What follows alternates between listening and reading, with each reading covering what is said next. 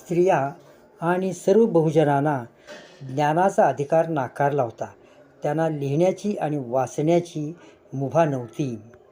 थोडासा विचार करणारा सामान्य बुद्धीचा माणूससुद्धा असल्या चमत्कारावर विश्वास ठेवणे शक्य नाही. तरी पुराणकथांचा प्रचार झाला असेल कसा? महात्मा फुलेंच्या भाषेत विद्येविना मती गेली, म्हणजे विचार करण्याची क्षमताच नष्ट झाली. अशा कोऱ्या पाटीवर पुराणकारांनी लिहायला सुरुवात केली कीर्तनकारांच्या साहाय्याने.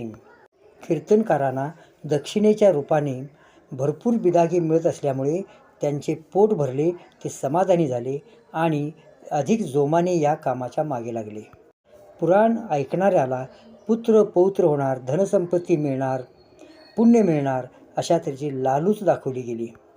या मार्गाने भाकड कथा घरोघर पोचल्या. पिढ्यानपिढ्या ऐकल्यामुळं त्यावर विश्वाससुद्धा बसला.